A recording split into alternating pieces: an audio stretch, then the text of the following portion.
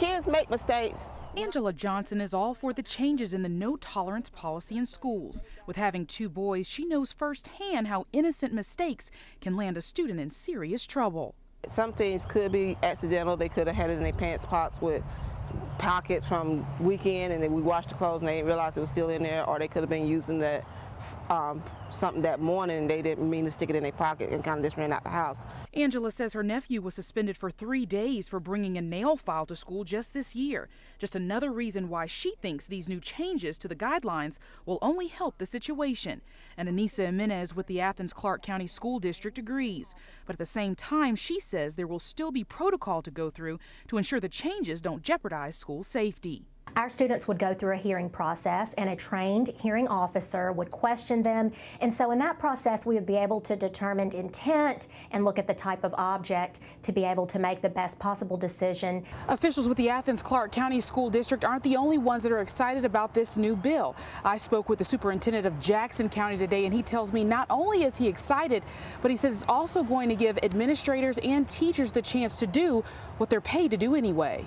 Shannon Adams said today, quote, "There needs to be room for professional judgment. Administration and teachers need discretion when it comes to imposing punishments, and they need that leeway," end quote. Just this month, a student at Clark Central High School was taken into police custody for bringing a 3-foot blade to school, to which he told police he simply had it from a sleepover the night before and didn't bring it for malicious purposes. Senate Bill 299 will essentially give principals and school systems more discretion in handling disciplinary cases. In Athens, Laura Ashley Harris, WNEG News, Northeast Georgia.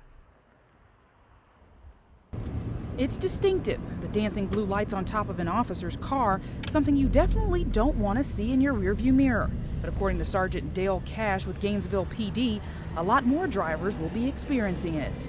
The 100 Days of Summer Heat is a campaign the Governor's Office of Highway Safety has in order to curb aggressive driving and speeding violations throughout the summer.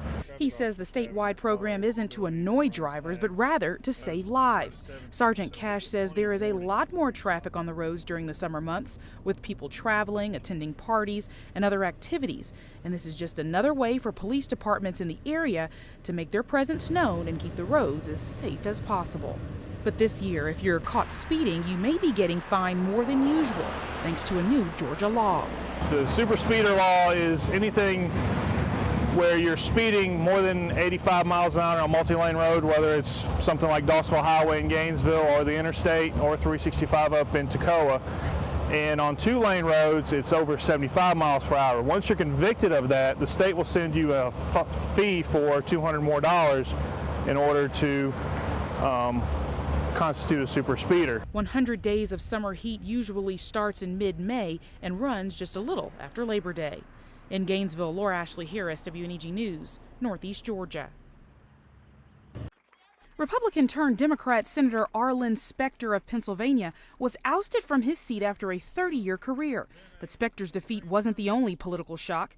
Kentucky Secretary of State Trey Grayson lost his bid for state Senate to Rand Paul, whose campaign was backed largely in part by Tea Party activists. And UGA political expert Charles Bullock says the Tea Party movement will be making more noise than anyone ever anticipated. The Tea Party people are flexing their muscles, and with these kinds of events that we're seeing happening around the country, it's bound to put fear both into Democrats for November, but also into some Republicans who still have to face primary challenges in order to get to November. Bullock says for the state of Georgia, we may see gubernatorial candidates trying to pair themselves with the Tea Party to help push them to victory.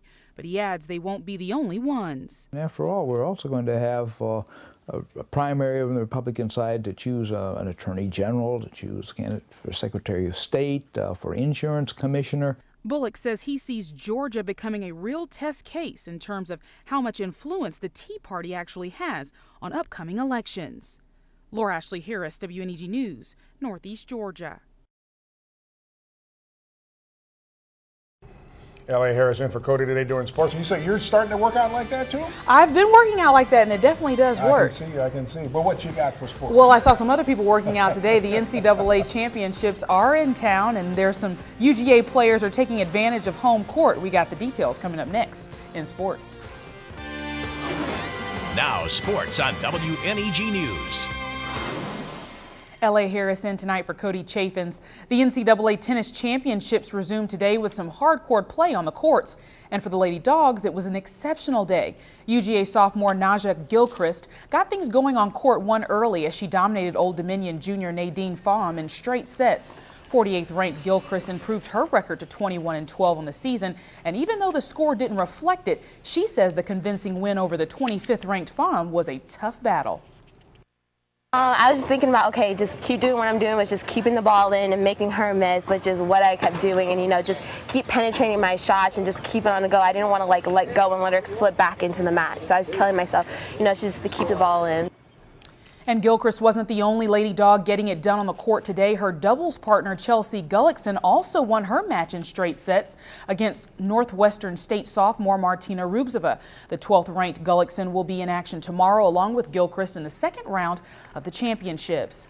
Now, Javier Garapis for Georgia was in action on the men's side late this afternoon, and we'll have more on that tonight at 10. Well, a former UGA tennis standout was overseas today playing. 17th ranked John Isner was in action at the French Open, where he is currently tied in the second set of play against Marco Ciudinelli of Switzerland. This after dropping the first set 7-6. However, the match was suspended because, well, at the French Open, they don't have lights and it was too dark to resume play. All 3 matches that were suspended today will resume tomorrow. Okay, so switching gears a little bit. Senior citizens in One Hall County retirement community are competing for the gold. Lanier Village Estates is hosting its 5th annual Senior Summer Olympic Games from now through Friday.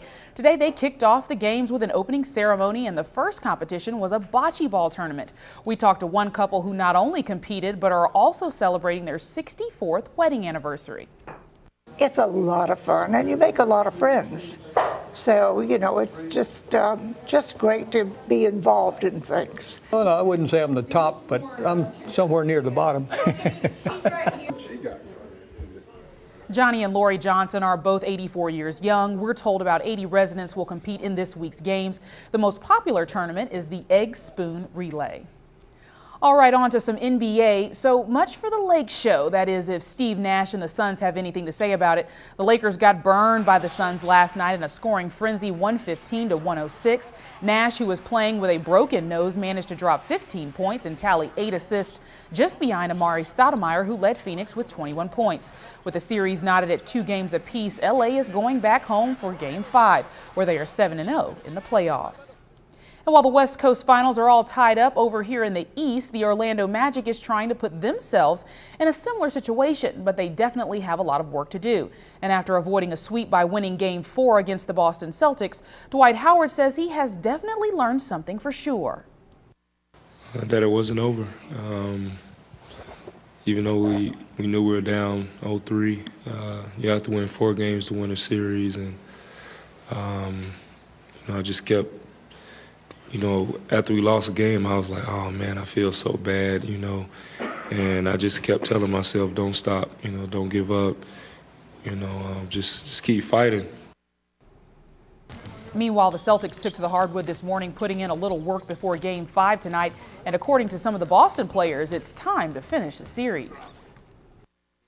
Trying to get them out, but they don't want to leave too easy, so just got to make sure we got the police and everybody to make sure to escort them off the premises. Well, I'm going to get them any sense of confidence. You keep letting the team linger around, play, win a game, then confidence continues to grow. So, the way I'm looking at it, this is our Game 7. And game time tonight on that one is at 8:30. Who you got, Ray? I got to pull for the Magic. I want them to stretch it out. I want the season to go as long. I want everything to be 7 games. Because after that, basketball's over. So let's stretch it out, guys. As long as we can get rid of Kobe, I'm okay. I'm happy with that, too. All right, thanks, Laura. Well, coming up.